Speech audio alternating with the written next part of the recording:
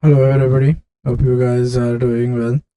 So, we would be continuing our journey in operating system, and today we will try to understand what a process is, and we would see how a program gets converted into a process, and few other terminologies related to that.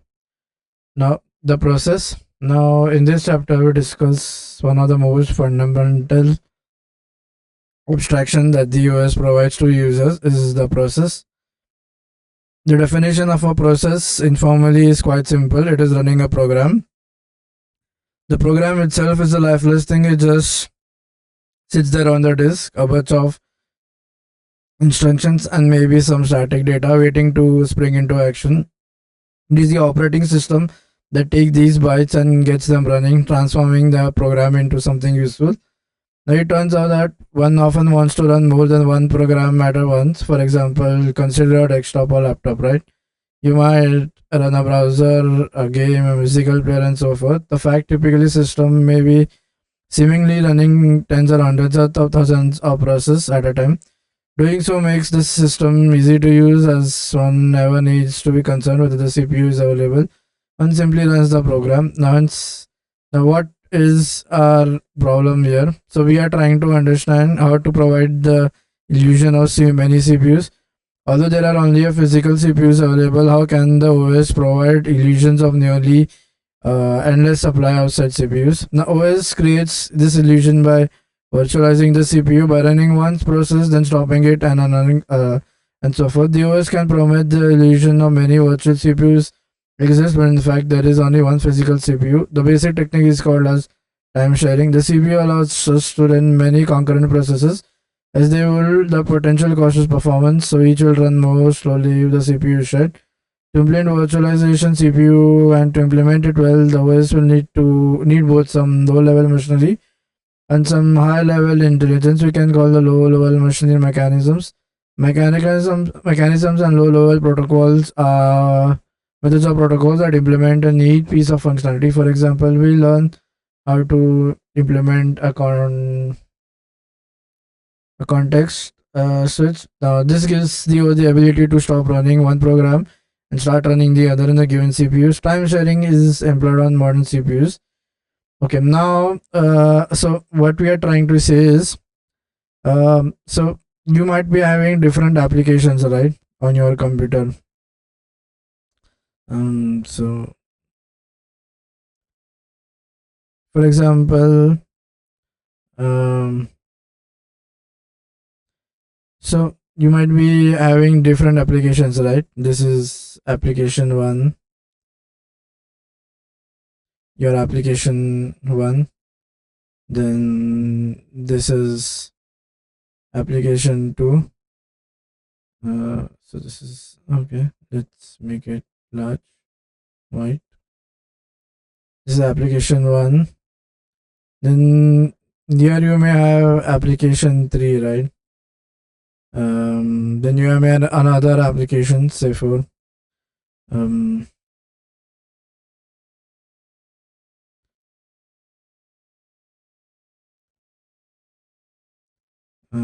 okay.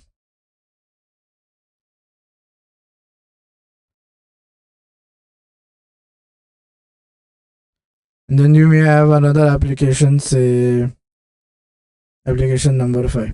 So now what he is saying is now these applications are nothing but set of programs, right?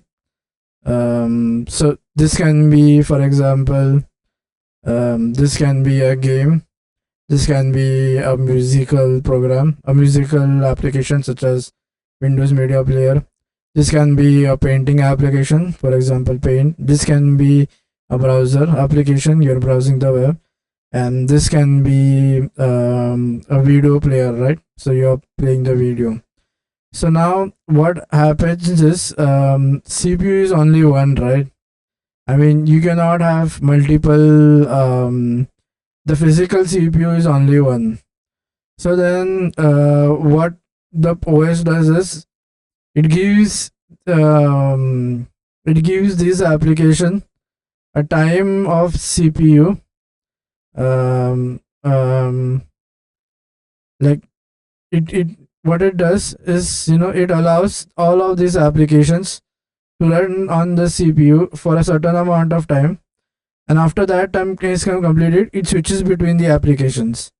So you kind of get an impression that you are using multiple, but at one time the CPU is getting only one application at a time.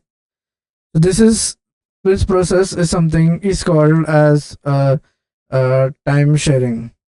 Now, what is a process? Now, whenever we deal with OS, we say you have a process, right? So the process is nothing but a current program which is running. So this is the current program which is running. So we say this is a process. This is another current program which is running. So we say this is process 2. This is another program running. We say process 3. This is another program running. We say it as process 4. And this is another program running. We say it as process 5.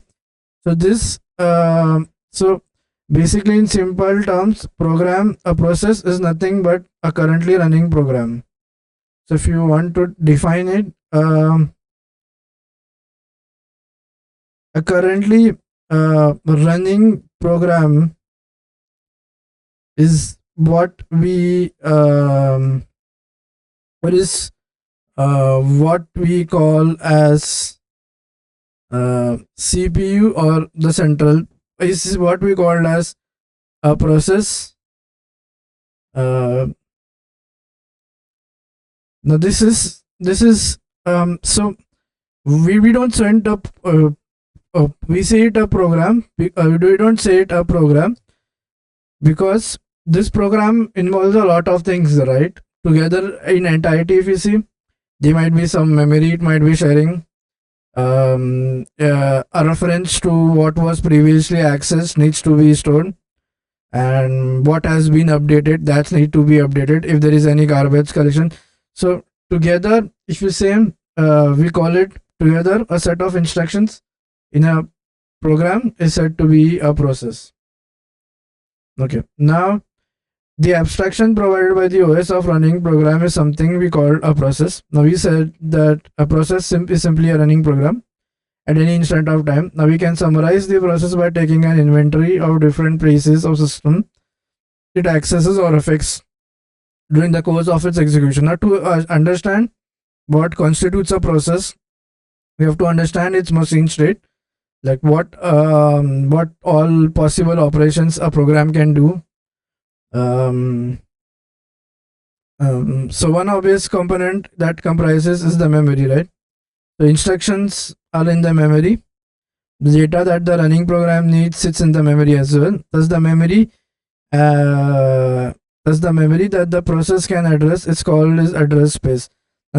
Now we are going to define something called as an address space. And what is this? Okay. Now, so whenever you have an application running, it will need some memory, right? So this is an application. This will try to perform some operation. So the instructions will be stored in the memory. This is my memory. This needs to be accessed. The instructions needs to be accessed from the memory about the program, and also if there is any updation that needs to be made to a variable, we need to go back to the memory. So this memory is nothing what we call as an address space. So so when a program executes, it creates in OS, or when a process in totality, when a program is executing, it becomes a process. So a process, the one of the components of the process is its address space. Okay. And there are special registers apart from these. We have certain special registers. For example, program counter, instruction pointer that tells the instruction of the which points to the instruction of the program which has been executed. And similarly, we have a stack pointer that is used to manage the stack frame for the function parameters, local variables, whenever there is a function call. Now, in many operating systems, a common design parallelogram to separate high-level policies from low-level mechanisms. Now you can see, okay. So what I'm trying to say here is every process will have its address space. Now what this address space does is basically, first of all, it will uh, so first of all it will store uh,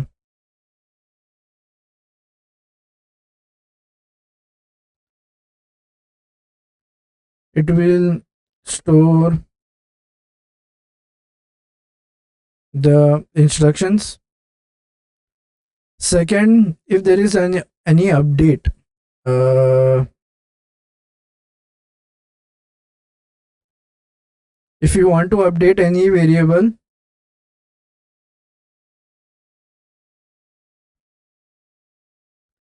again we need to access the memory to do it, because without accessing the memory, we will not be able to update it.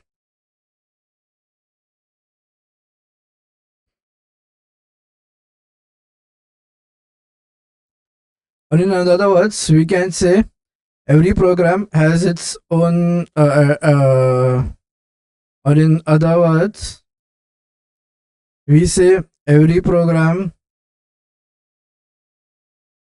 has its own address space. So the address space is like nothing but the memory that is associated with the process or the currently executing program. The process API. Now, though we differ discussions of real process API and in the subsequent character, let us see what all stages does a process go through. Okay, so the first stage that we want to do is basically the create. So the first stage that we want to have in our let's say different states of a process. So the first thing that we would like to do is create a process. So this is the first state. The second is again the opposite, right? Destroy a process when execution is completed, or okay, we want to, or sometime we want to halt it when some um, other important action needs to be performed. Third is basically you go in a wait state.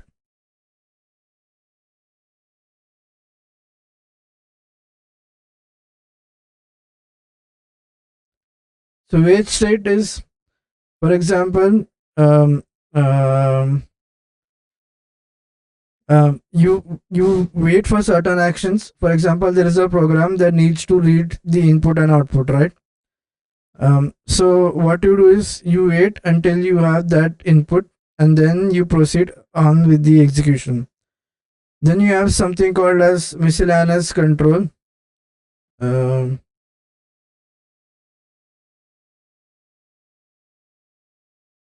so other than killing or waiting for a process, there are sometimes other controls as well. For example, you suspend the process, stop it from running for a while, and then resume it again. Time sharing, whatever. Then you have status. This is basically interfaces to get some information about the process, such as how long it is run and what state currently it is in. Okay. Now the first thing that we want to study is how is a process created.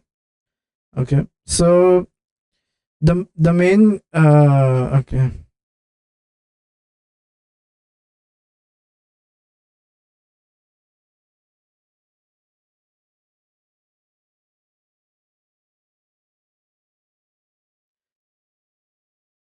So the main so um So all the processes needs to be executed by the CPU. So ultimately it's the physical CPU that is going to execute the process. So this is the um, our CPU. Then to fetch or to access the storage, we have something called as memory. So here the our program will be stored, right? So each program has different memory allocated to it. For example, we have static data, heap data, and other different things. Okay, then you have something called as a disk. This is my disk. This is basically the SSD. For example, you have another data, right, that is needed. So this is also a part of memory, right? So so what will happen is the CPU will get all the instructions and everything from the memory. Now this is, by memory we mean the RAM. And suppose if there is any extra information that needs to be taken from disk, for example file IO, so we come to the disk, and if we are need to perform a write, we'll do it in the memory itself. One mystery that we should unmask a bit is how programs are transformed into processes. Specifically, how does the OS get a program up and running? The first thing that OS must do is to load its code and any type of data into the memory, into the address space of the process. Programs initially reside on a disk or in, so initially the program will not be on the RAM, right? This is the currently running program. So it will, our program will be in the disk. From here we will go into the memory in some kind of executable format. So even all programs when stored in computer, they will be in machine language.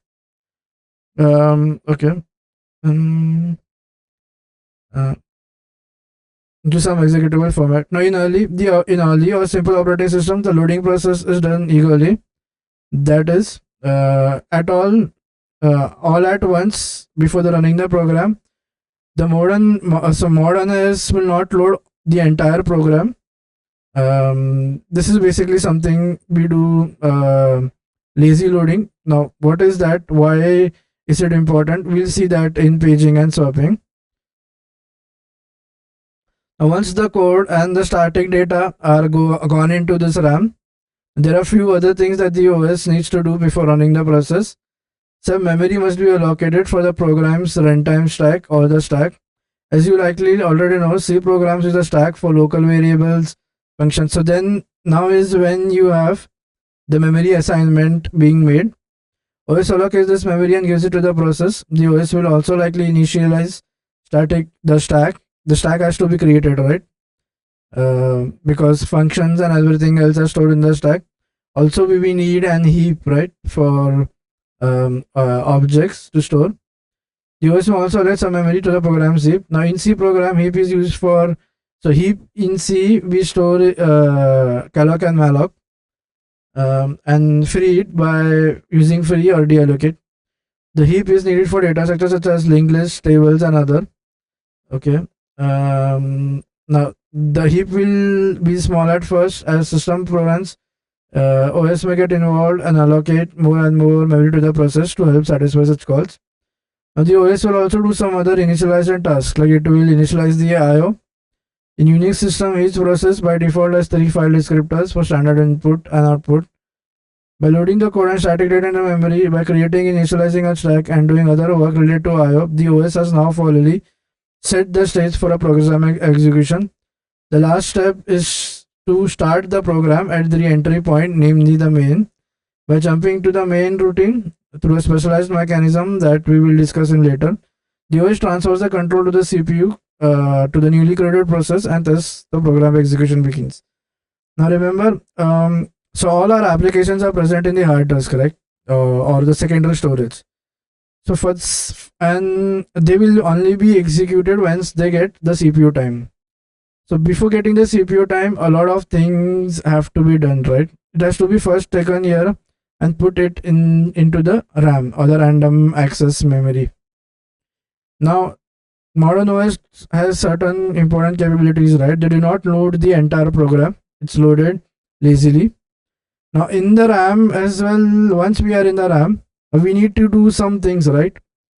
For example, if it's a program, then we need to generate the heap, have the stack, have the proper function calls present there.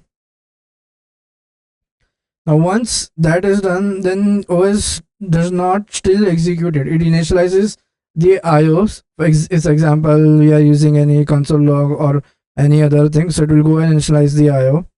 Now once that is done and once the program is ready for execution, we say that a process has been created. Now this process is then given to the CPU, and then the execution of the process will start. Okay. Now process state. The process, when the execution is started by the CPU, the process will be in three major states. Okay, so we can have three major states, right? So first is it is currently being used by the CPU, so we say it is running. The second is it is in the ready state. That is meant the moment the CPU gets free, you bring that process in here. So we say this is a ready. The third state is basically blocked. That is, this is waiting for some IO operation to happen. Once the IO operation is completed, then you can pass it to the CPU for execution. Okay. So now the way this will work is so now so this ready process. So for example, what if the process is completed, right? This currently running process is over, then it will go to the ready queue and get the next process for execution. Okay. Now what if you want to do certain IO operation? So then the CPU will come here, perform the IO. Once the IO is done, now here it is waiting, right, for the IO to complete. For example, getting data from user, so it is waiting for that IO operation. Once that is complete, again it will go back in the ready state. Okay. Now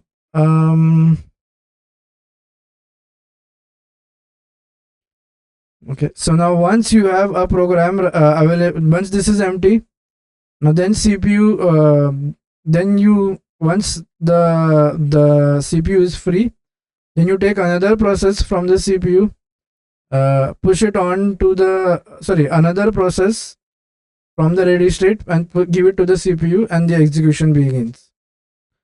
Now it does not happen that so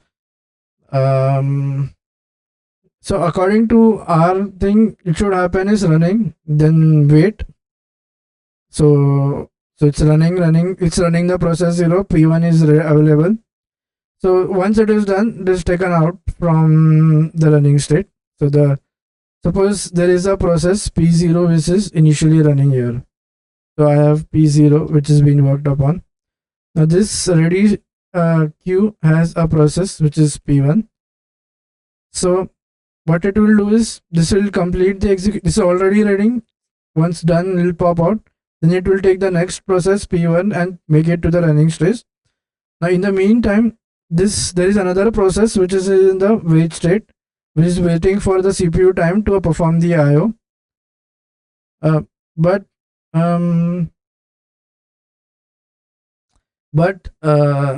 so what will happen is the CPU time will be shared. Like, it is not that this will continue to run, and then it's not that this is going to run. What is going to happen? It is going to run for a certain amount of time, put it back again, take the other process, run it, put it back, take this process which needs some IO, perform the IO. If the IO is not completed with that specific out of time, again put it in the block stage, go back to the process P0. So what we have achieved here is basically something called as time sharing. Okay. So instead of the process using only one uh, uh, running one process and waiting till it's completed, we kind of time share the CPU. Now, data structures. The OS is a program, and like any program, it has some key data structures that track various pieces of information. To track the state of each process, the OS will keep send some kind of process list for all processes that are ready and some additional information to track which process is currently running. The OS must also track in some way a block process. When an IO event occurs, the OS should make sure that the current process is ready to run again. Okay. Now, from this figure, so from this we can understand that a register context will hold for a stop process the contents of its register. When a process is stopped, its registers will be saved into the memory. When by restoring these registers is that is we are putting back into the actual physical registers is once when they assume the OS starts resuming. So what he's trying to explain is now remember this process is nothing. So whenever the switch happens, or whenever the operating system tells the CPU to switch, see the OS is a program, right? So every time it makes a switch, certain things needs to be looked at or something needs to be stored. For example, in that process, what line was I executing, or what till how much I have already completed, and what are the parameter values that have been updated. So those needs to be stored. Then once I switch to the other process, I need to take care that you know update the register values again. Now the new processes has come in. So this okay. Now once the new process completes, and again I switch back to the old. Again I have to reload the values into the register again. So the process itself kind of needs some memory with it, right? Or some sort of uh, um, uh, some sort of memory needs to be accessed, or some information about the currently executing process. Then the previously executed process needs to be stored. So now this is stored in an information um, called as a process control block. Basically, it's a structure that contains information about a specific process. Okay, so now let's understand. There are two memories we studied, right? One is address space, and one is a process control block. So address space is with respect to the program. For example, you're running the program. It will need some memory. It will do some static memory heap. So that is with respect to the program. And process is when it's running and when you are making that switch. So that process control block will at that time store all the information related to that process when we are switching or when we are doing the time sharing operation. So that information the information related to the program is stored in the address space, and when we are executing the currently running program, it becomes a process. So information regarding the entire process is stored in something called as a process control block. Okay.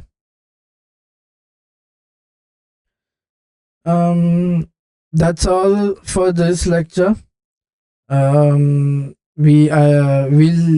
see you in the next one. So in the next one, we'll study about how does a process control block look like, what are the features it stores, and like what all is saved in the process control block, what all elements does it contain. Yeah, that's all for this lecture. See you guys in the next one. Bye bye.